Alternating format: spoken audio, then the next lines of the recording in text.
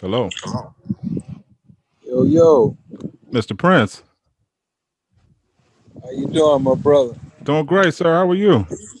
Hey, man, look at here. I started with nothing, man. Hey, You know what I mean? hey, just finished the book, man. I read your book in 1 day flat, brother. Hey, 1 day. man, I appreciate the support, man. Oh, thank you for existing, brother. I mean, I've been following you guys since '87, brother. I mean, since the Ghetto Boys first dropped, man. And I can't tell you how much of an honor it is to even speak with you. So Hey, thank you. man, I appreciate the support too, bro. Really, really, man. So the book, I want to start with the book, if you don't mind. The Hey, man, wine. look. Hey, this your show, man. Let's do it. Okay, man. Well, welcome to Drug Dealers to Businessmen podcast, man. I'm your host, Dwayne Cofield, and we have probably my most honorable guest that I've ever had. As far as converting street skills to millions, it doesn't get better than this. This is live and in action.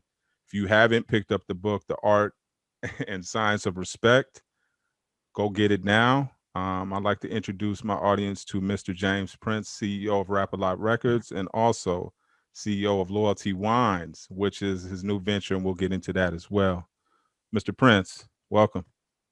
Oh yeah, how you doing, my brother? Fantastic, man. Good to see you, man. Thank you for joining us, man. I think the first time, and just kind of telling us my story too, with yours is the first time I ran across you, and I knew like this dude is on another level. Is you were in a Source magazine. I was in prison, and I picked up a Source magazine in 2000. I think it was 2000, 2001, and you had an alligator jacket on, and the squares were so big on the Yeah, thing. I thought it was breathing. yeah, You know what I'm talking. That's why you laughing, because you know exactly yeah. what I'm talking about. Yeah, I know exactly what you're talking about, man.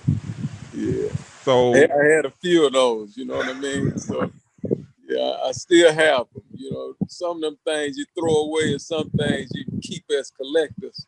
They've been a collector for me, man. oh man, nah, and that's kind of why I was like so honored when you guys said yes in terms of doing the podcast. I was like, man, I want to ask this brother questions. I mean, with the art and the science of respect, the first part I just fell in love with because I related to it so much, man. Yeah. Especially the weed story, where you guys, when you started off your wholesale business, that was like,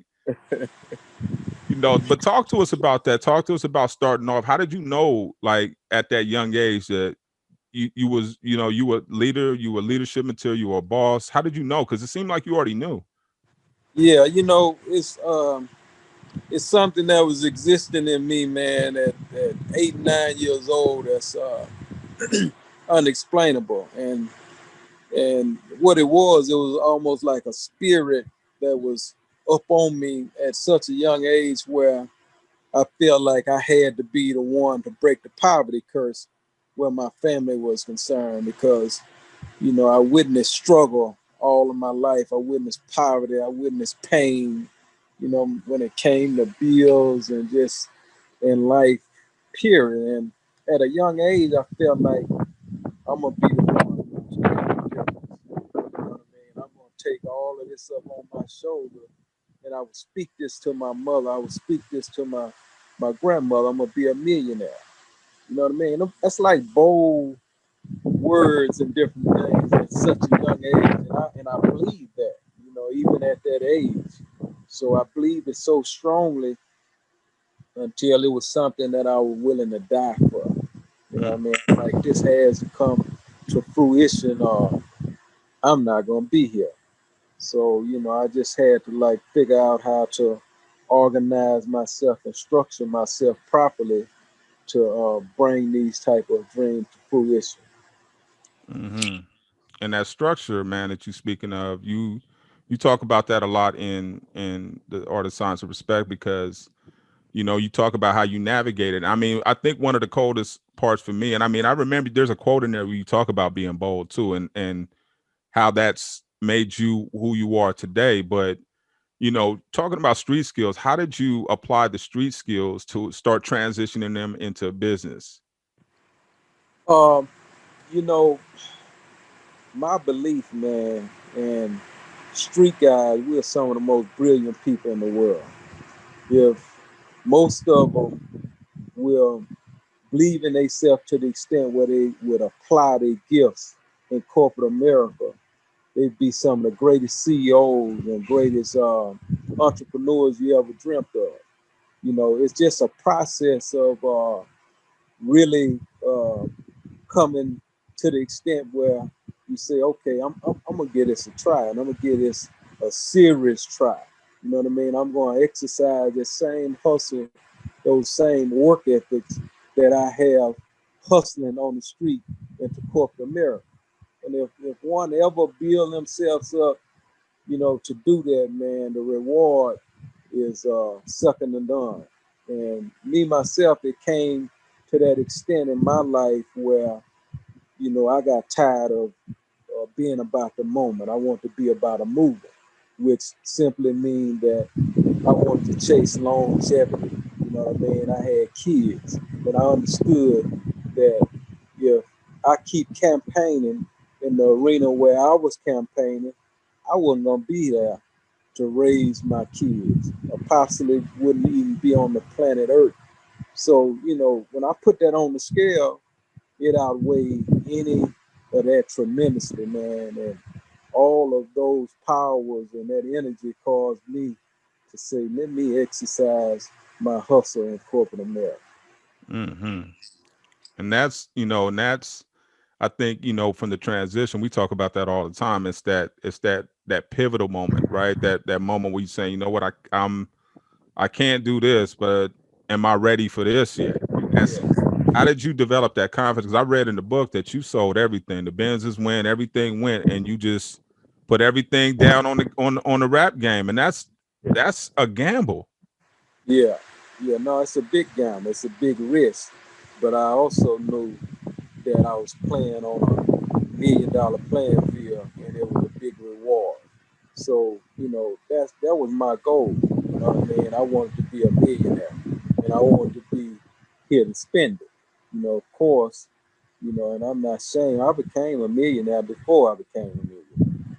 But by the same token, I understand the difference between longevity and short-term goals. And I understand that, you know, in the street world with different games, you can ball for a year or two, sometime longer, and then spend the rest of your life, if you're lucky, you know, behind the bars. Some people don't make it to the bars. So, you know, it's so important, man. You know, and I made this statement. Uh, Two things we get every day when we wake up is a chance and a choice, and it's so important to apply those choices in the arena where it can be longevity attached to it, if that's your choice. You know, I got homies, and you know, they choice and they don't care. You know what I mean? They want it right there. They don't care about tomorrow. They don't care about the movement. You know what I mean? It's Yeah. about the moment, and they get caught up in the moment, and so many have to suffer for that. You know, I wanted to be an example, man, and I have been an example for those who want longevity, that it can be done. You know what I mean? It's possible to turn nothing into something. Mm. Man, and yeah, I mean that is it's so powerful. And when you talk about that, because in the book you talk about reading Think and Grow Rich and making that trip out to what was now known as Prince Estate, but at that time it wasn't, and seeing the vision and even making a gamble on your faith with the church, even making that. I mean, I'm going to the book because I'm like, man, I'm geeked. I keep telling everybody about it, but you had that vision of that place and just kept going out there and driving, man. How powerful is vision for you? Oh man, it was real powerful. You know, one thing that I had started doing that helped me out a lot, man. You know, I always been a praying man. You know what I mean? And I advise anybody that not praying to exercise the power of prayer because it's free. And everything that I ever dreamt of in my mind, man, I prayed about it before I attained it. And one of the things I would do was keep a list of my answered prayer. So when I was dealing with bigger goals, bigger obstacles, challenges, and whatnot, I would go back and revisit that list of answered prayer. And it would encourage me, on a whole different page, you know what I mean? Because it Yeah. started like stacking up real high. So I became so strong minded and such a strong believer that I could do anything, you know what I mean? And if God with me, the world could be against me. I became fearless with the goals and different things I wanted to, attain. So therefore, when the Spirit moved up on me to give that $1 million to my church, Brook Hollow, I didn't allow fear to have no place because I understood, you know, my source of blessings and where they was coming from. And the beauty about that story is I gave that not knowing at the time when or where my next, at least I feel like I know where, but I didn't know when the next one would come. But when they came, it came in such abundance where I wasn't only able to put $1 million down on the ranch, I was able to pay the whole thing off. Oh, I mean, that is a testimony, homie. I mean, in this, these are testimonies that the homies need to hear. I mean, that like when I read your, I'm like, this is church right here. I mean, this is inspiration. This is, I want to go to Houston and ride through that same road Prince rode down. Real Yeah, talk. I want to see the turtles. I want to see all that. I'm not invading your space. I'm just saying. yeah. I'm No, like, I feel, yeah, no, I feel you, and that's what it's for. It's for inspirational purposes. You know what I mean? It's the uplift and it's the people around the world to know that it is possible. It can happen. You know what I mean? And it has happened over and over with so many of us. yeah. You know, we got to keep dreaming big, man. And that's, the thing about it too is like you've made your transition from from the streets to hip hop, you boxing. Like when I read your thing, like I saw you when I first saw you in the ring with Floyd. I'm like, hey, that's Prince. I saw the jewelry first.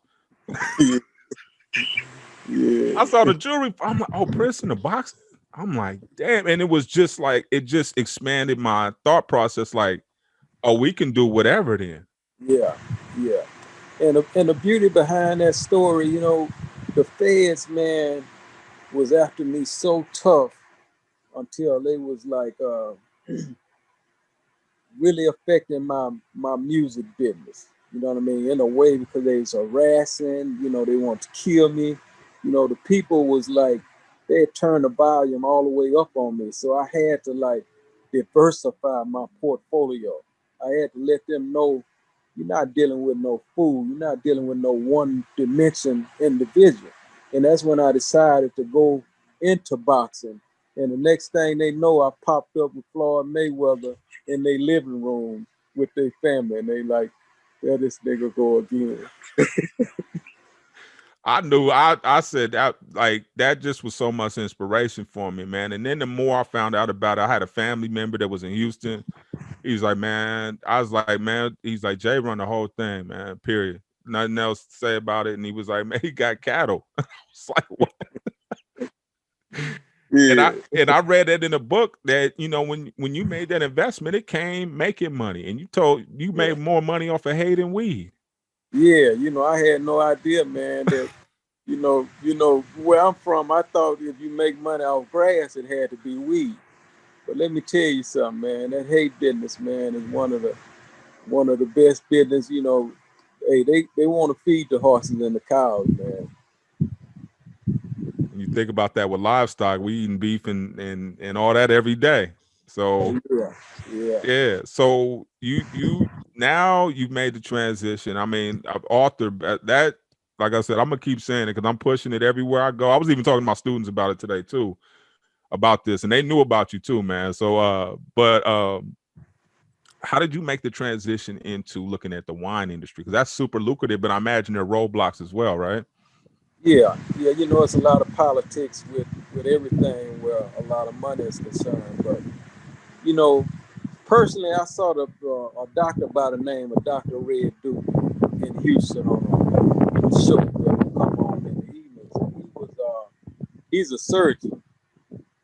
He's dead and gone now, but he was speaking on the health tips and the health points of how wine is good for your heart and the Mm-hmm. blood and the antioxidants in the grapes and different things, the health privileges and stuff where wine is concerned. And, I heard him and I started, sipping on a little wine in my winding down time, you know what I mean? I would have me a little drink. And ultimately, it led me to travel uh, out there in California to the vineyards. Mm-hmm. You know what I mean? And I had opportunity to witness it from a business perspective. So I was pretty much sold, you know what I mean, that I wanted my own wine. Now, it was a matter of time and a lot of thought, along with my son and others that convinced me to move forward on it. And when I came up with that name, Loyalty, that really set it off for me because that word complement everything that I stand for, and I decided to wrap that around the bottles, and of course, you know what I mean. There's no stronger toast that one can have in the midst of celebrating success. You know what I mean. So it's loyalty for life. Uh, it's a Hey, good quality of everything in there too, man. Top notch quality of wine and champagne. Champagne and rosé all the way from France, and I'm happy with it, man.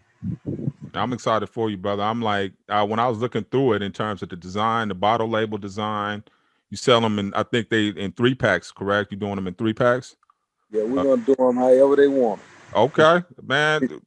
We trying to tap in though, because I'm Yeah, getting into wine myself. Little brother yeah, getting a little yeah, older. We can't swing like we used to swing, so yeah, we yeah, want to, sip now. We're not drinking, we sipping. So, yeah, yeah, yeah.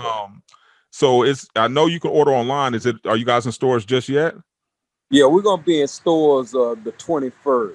Okay. Right now you can push that button on my Instagram link or go to Loyalty Wines and order your bottle if you have to have it uh, ASAP. But we hope to be in stores by the 21st around the world. Oh man, that is a beautiful thing, man. And this is more inspiration for us to try to get into different avenues, man, that we wouldn't normally get into, man. It's and I mean, speaking of your son, man, I don't think a lot of people know how much you have to do with Drake coming to the United States or even being exposed to us, man. It's a lot of people sleep on that, man. Yeah, well, they need to wake up. You know what I mean? I give all the credit to my son, J.Prince, man, who discovered Drake, and now Drake is my son as well. He part of the family, and you know, I'm proud of everything they was able to accomplish together, man. Yeah. No, salute. Nah, so I mean, I don't know, keep. I know you're a busy man, so any minute with you is expensive. But I appreciate you giving it to me, man. But um, one of the things that I noticed about you, well, not only with your faith, but that you would always look out for your homeboys, Yeah, always, and no yeah, matter what happened, like contract stuff, you took the high road on everything. yeah. Why? Well, I wouldn't be able to represent this brand loyalty nor respect if I disown those who were down with me because it ain't no I and we. You know what I mean? And I had a lawyer team. I had a group of strong individuals that that was down with me, and that's down with me to this day.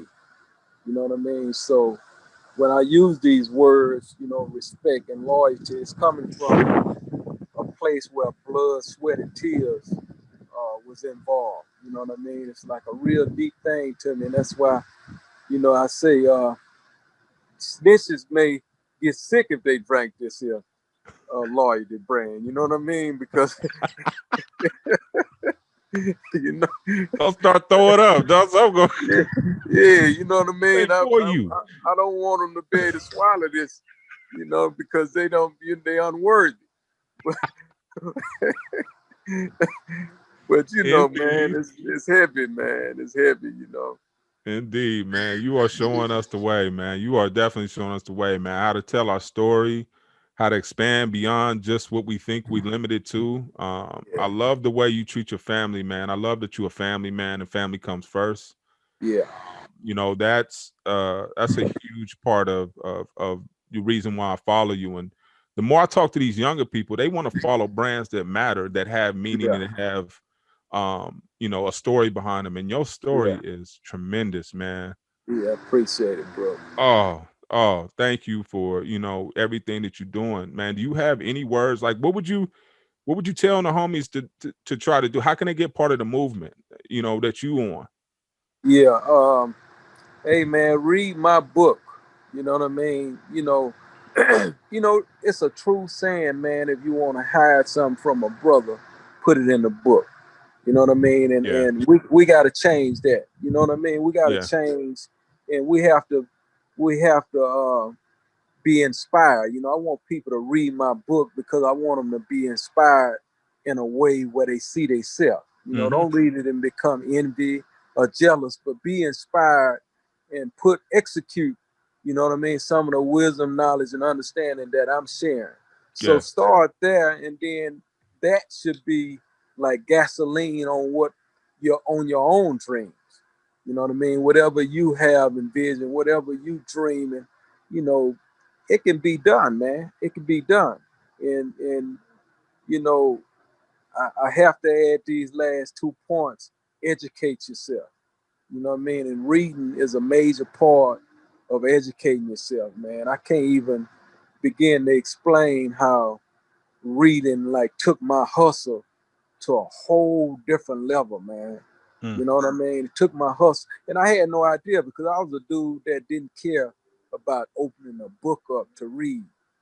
But once I tapped into me exercising, this reading thing gonna add some dollars in my pocket, and it's gonna equip me and take me to different levels of my hustle. Then now it's a lifestyle with me. So you know what I mean. I'm gonna share that game with them. Don't be stuck on not reading. Read, open your brain cells up, read, and then after that, stay away from the bad habits. You know what I mean? Stay away from any of that that's gonna shorten your lifespan on this planet. You know what I mean? Because it's about the movement is a longevity movement, hmm. and we already know that anything short term, we gotta leave that alone. And for those who doing wrong, let me say this: if that's the case, because I was that person, but let's not. If you're gonna do wrong to do right. And what I Mm. simply mean by that is have an exit in mind, man. You don't want no career. You know what I mean? Say I'm gonna do this the rest of my life. A career in wrong is a setup. It's like committing suicide. So Slowly. yeah, do wrong to do right if that's what you have to Indeed, man. Spoken like do. a boss, man. A Yeah, boss, man. I mean, I know our time is up, and I respect it more than anything. I respect your time, man, and I appreciate you taking the time with me, to even drop this type of knowledge on me, man. I got a lot out of the book, but in person, you was even more explosive. So, I mean, I anything you putting out there, I'm supporting. I'm giving appreciate the it, book bro. out as gifts. I'm Yeah, buying the wine. I'm telling others to buy the wine. Don't forget, what's the website that they go to for the let me see if I can loyalty wine, loyalty loyalty wine. wine, or to my Instagram, Yep. J.Prince respect. Tap in, man. The brand is strong, man. Please tap in. Read that book. Go get that wine. Follow this brother right here, man, if you want to make it. Right. So, drug dealers to business, man. We are out, Mr. Prince. Thank you. Hey, Thank you. love, bro. Blessings.